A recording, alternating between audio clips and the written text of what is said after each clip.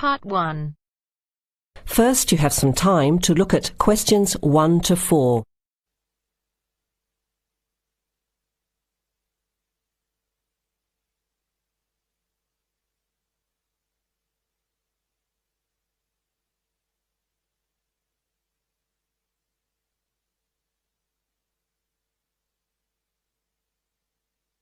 You will hear the recording once only. Listen carefully to the conversation and answer questions 1 to 4. OK, who's next, please? I think I am. How can I help you? I just came in on flight 372 from Singapore at 11:30 and my luggage hasn't arrived.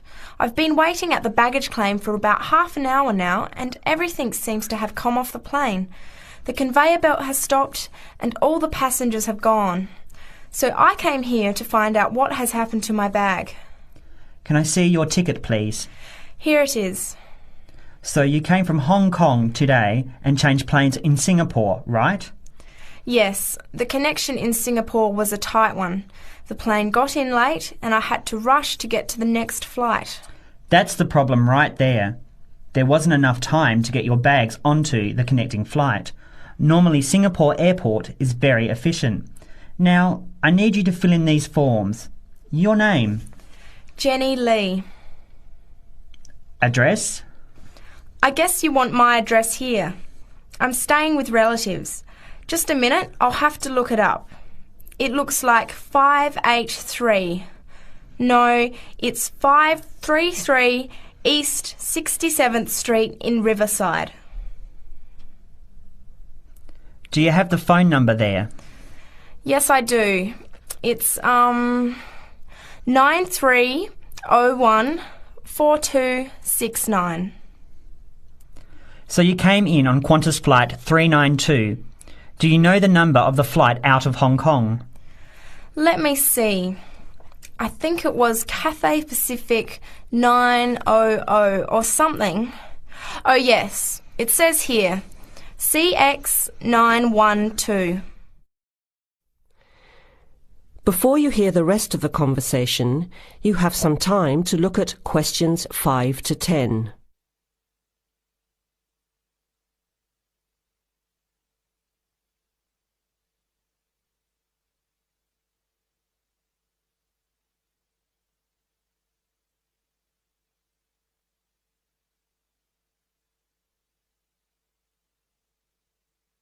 Now listen and answer questions 5 to 10. Right. Now, I need a description of the luggage. How many pieces did you check in? Just one. Can you describe it for me? Here is a picture to help you. Okay. It's a big bag, like this one. Rectangular. Not hard shell, but soft covered, and it has a zipper around the front. Is it black? No, sort of a grey colour. Any identification? Just a tag with my name on it. Any other features? Well, it has wheels and a retractable handle on the end, so you can pull it, as well as the handle in the middle. OK, that's fine. Now, if your bag missed the connection, I'm sure it'll be put on the next flight. I'll email Singapore as soon as I finish here. The next flight comes in at 17:50. That's 10 to 6 this evening. You can pick it up then. 10 to 6? That's too long to wait. Can I get my uncle to pick up the bag on his way home from work? Sorry, you have to be here yourself to clear customs.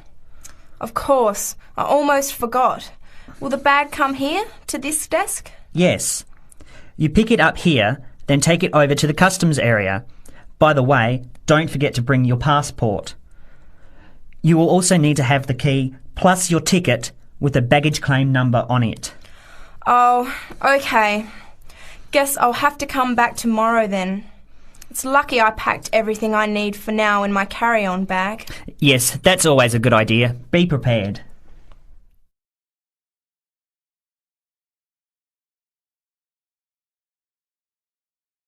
That is the end of part 1. You now have half a minute to check your answers.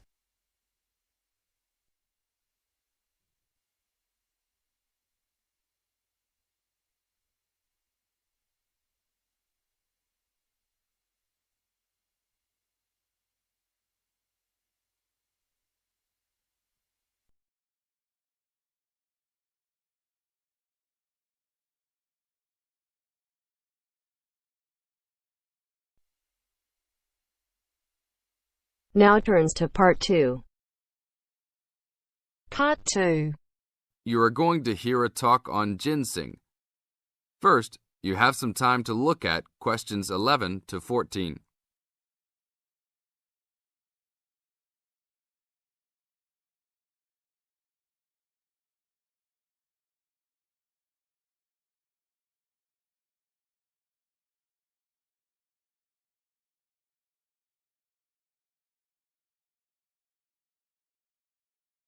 Now listen to the tape and answer the questions.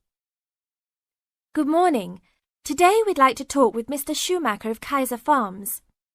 Mr. Schumacher, what is in ginseng that makes it so special? Thanks. The key elements in ginseng are the active ingredients known as ginsenosides. All true ginseng products on the market contain a certain percentage of ginsenosides, and a number of factors determine how much. The age of Wisconsin ginseng when harvested plays a major role in determining the natural level of ginsenosides. Tests have shown that the older the plant, the higher the ginsenoside content. 5-year-old Wisconsin ginseng plants have had ginsenoside levels as high as 20%. As a family operation, one of our strategies in producing the highest quality product available is to only harvest 4- and 5-year-old roots. The majority of Wisconsin ginseng harvested is 3 years old. The reason for this is that the expenses to care for and the possibility of disease increase as the plants become older. By limiting the amount of ginseng that we plant each year, we are able to provide the necessary attention and care to produce the highest quality 4- and 5-year-old roots.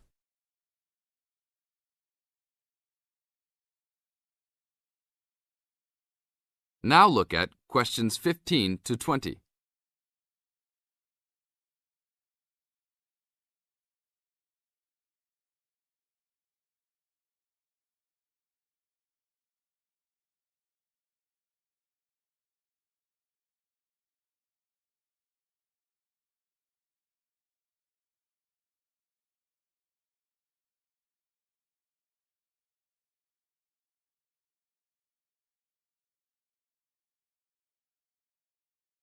As the talk continues, answer questions 15 to 20. What is Wisconsin ginseng used for? There are 2 real species of ginseng on the market today: Panax, Korean or Chinese, and Panax quinquefolius, Wisconsin. Since ginseng has been used for thousands of years in China, it is easiest to explain the differences in ginseng by using traditional Chinese herbal philosophy. Wisconsin ginseng is considered a cooling type herb, and Korean or Chinese ginseng are considered heating type herbs. As a cooling herb, Wisconsin ginseng is used as a preventative medicine. Here in the United States, Wisconsin ginseng is considered an adaptogen. As an adaptogen, Wisconsin ginseng acts to normalize body functions and strengthen the immune system and other systems in the body. Over a longer period of time, it builds up energy and maintains the body at a higher level, acting to reduce stress and fatigue. As a heating herb, Panax ginseng is used more as a stimulant and is often prescribed in China when the body is recovering from an illness and is worn down and in need of a rapid boost of energy. It is only recommended to be taken over short periods of time and not continuously. Wisconsin ginseng is considered the premier ginseng in China because it can be taken on a continuous basis and acts as a preventative type medicine by slowly building up the body. Wisconsin ginseng fits in perfectly with the Chinese herbal philosophy of preventative type medicine. Unlike here in the US, where we often wait until we are ill to seek medical attention, The traditional Chinese medicinal philosophy concentrates on building up the body to prevent illness. Based on the way Wisconsin ginseng has been prescribed in China, it is the correct ginseng to be taken for the majority of the consumers. Travel to China and see firsthand the ginseng that is considered the world's finest ginseng. That is the end of part 2. You now have half a minute to check your answers.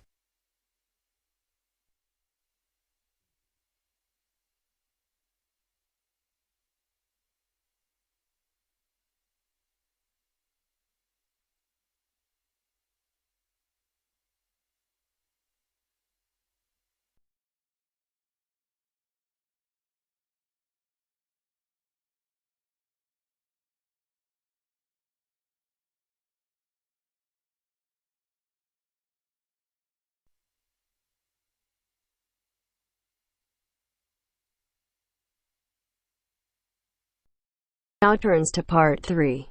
Part 3. You will hear a group of students, Henry, Joe, Nancy, and Gordon, discussing changes to their work experience placement arrangements. First, you have some time to look at questions 21 to 26.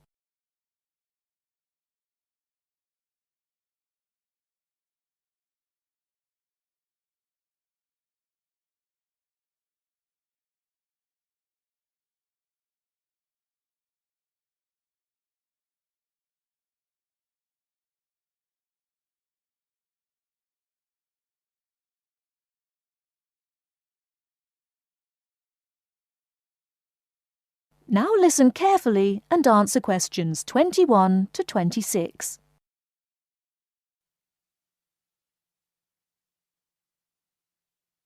Look, there's the notice that Professor Jones told us he'd be putting up confirming the details of our work experience placements. But I thought that was already arranged. No, he said he'd have to check with the companies that the days we preferred were okay for them. Let's see if any have changed. Teresa's not here today, but her name's first. It says the Uni Bookshop, Friday mornings starting on the 23rd of March. So nothing's changed. I'll let her know. What about Manuel? He's not here either. Is he still going to the music store in the High Street? If it's mainly music, yes, he's still down for that on Friday afternoons starting on the 9th. The day's different. It's changed from Tuesday mornings, but that's okay. I'll tell him. He'll really enjoy listening to music all day. Now, where's my name? Henry. Here it is. I'm going to the beauty shop, and I said I preferred Thursday afternoons. Oh, good, that seems okay. And my start date hasn't changed either. Joe, what day did you opt for? I'm going to Highway Hotels on Monday mornings. Yes, that's okay. And starting on Monday the 12th of March. Oh, has that been changed? Okay, I was scheduled to start the week before. I'll just make a note of that. What about me, Henry? Have I still got the Explore travel service on Wednesday mornings? Just a minute. Where's your name? Let's see. Nancy. Okay, here it is. Explore travel on Wednesdays, yes, but afternoons, and starting date is Wednesday the 14th of March. Has the date changed? No, not the date, just the time, which is fine. I'll get to sleep in. You lazy thing, Nancy. Chris's name is next on the list. Gorgeous Gowns Fashions. What a name. Yes, it sounds good, doesn't it? I'm hoping he'll bring me some free samples. So, has he still got Wednesday mornings? Yes, Wednesday mornings starting on the 14th of March. Okay, I'll tell him when I see him tonight that his arrangements haven't changed. Gordon, what about you? I chose that software company that makes computer games. I can't remember its name, but I asked for Tuesday afternoons. Oh yes. Here it is. Games to go on Wednesday mornings. There's a note here saying they have their weekly staff meetings on Tuesday afternoons, so that wouldn't be much use to you. That's why they've changed it to Wednesdays, starting on the 21st of March, so you can see their working setup. OK, I'm glad they've changed it. I don't think I'd want to sit through a meeting every week. Before the conversation continues, you have some time to look at questions 27 to 30.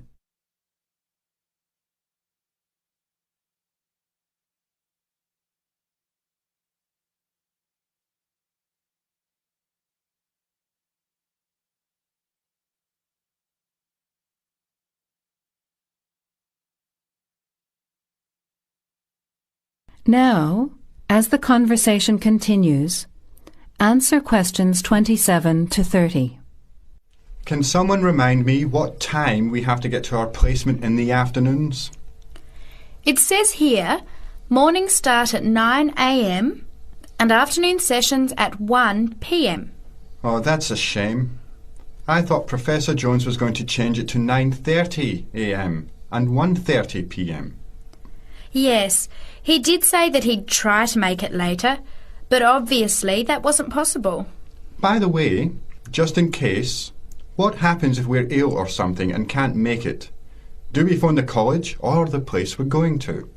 I think we have to phone the company first and then the college.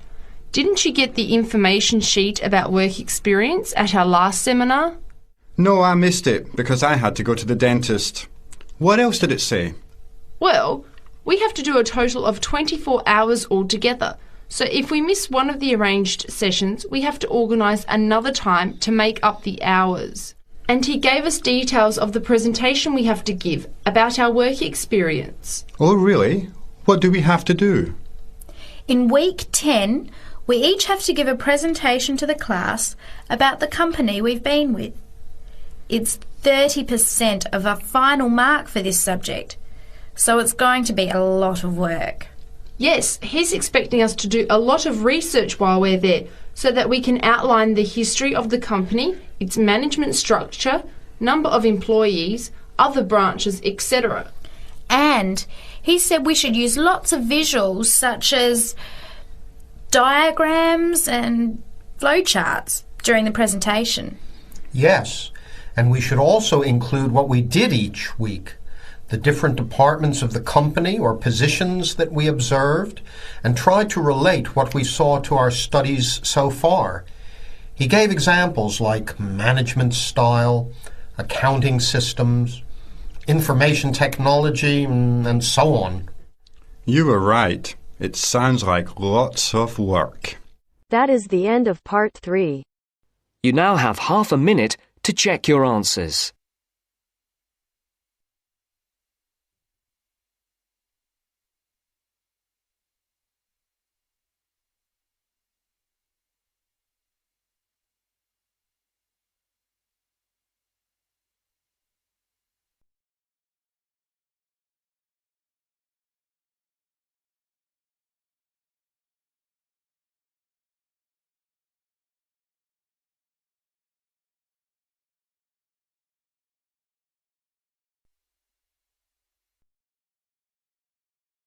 Now turns to part 4.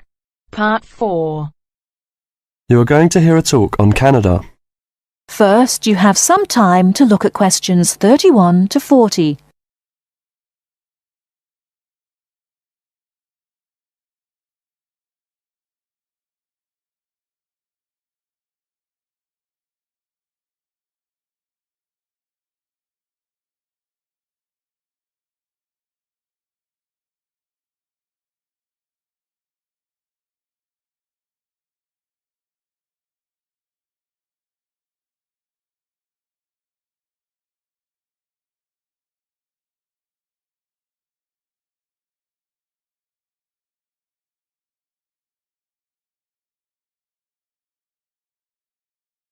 Now listen carefully and answer questions 31 to 40. Good morning and welcome to this talk on Canada. Many people think of Canada as a land of ice and snow. They think of it as a young country with few inhabitants, a country of English-speaking white people. While some of this is true, it is also an inaccurate description of the country we call Canada. Canada lies in the northern half of the continent of North America. The most northern parts of Canada are sometimes called the land of the midnight sun, because at certain times of the year the sun never sets and is still shining faintly at midnight. This northern part of Canada is cold and mostly snow-covered all year round. Most of the people who live in this northern part of Canada are called Inuit or Dene. They were once called Eskimos. They are the original people of this land and are part of what are called the First Nation. As we move to the more southern parts of Canada, the land changes and so does the people. Moving from east to west in southern Canada, we travel from the Atlantic provinces of Nova Scotia, Newfoundland, New Brunswick, and Prince Edward Island. These small provinces, with small populations, border on the Atlantic Ocean. The land in these provinces is not very fertile, so fishing, forestry and mining are the main industries, although in some small areas agriculture is also important. If we travel west from the Atlantic provinces, we come to central Canada, composed of the large provinces of Quebec and Ontario. Both provinces are rich in natural resources, have fertile land, and are the centres of industry for Canada's largest cities. Toronto and Montreal are found in these provinces. The province of Quebec is the centre of French language and culture in Canada. In fact, Montreal is the second largest French-speaking city in the world after Paris. Finally, in the far west of Canada, we come to the province of British Columbia. This province is separated from the prairies by the Rocky Mountains and is bounded on the west by the Pacific Ocean. British Columbia is often called simply the West Coast. British Columbia is an attractive place for tourists because of its mild climate, spectacular mountains, seacoast, and beautiful forests. Agriculture, forestry, shipping, and fishing are major industries in British Columbia. The people of this land of Canada are as varied as its landscape. The original settlers, those we call the people of the First Nations, came from Asia by crossing the Bering Strait from Siberia to Alaska. In their new environment, they developed many new languages and cultures. In the 16th century, the first Europeans arrived in eastern Canada. They came from Britain and France. By making treaties with the original inhabitants, they gradually established colonies in eastern and central Canada. After a war with France, Britain took over the French colonies in Quebec and eastern Canada. By the end of the 18th century, all of Canada was under British rule. From this time until the present century, most of the immigrants to Canada were British, Scottish, and Irish. In this century, however, Canada has had an influence of settlers from all over the world. There are now hundreds of thousands of people from Asia, Africa, and South America who now call Canada their home. That is the end of part 4. You now have half a minute to check your answers.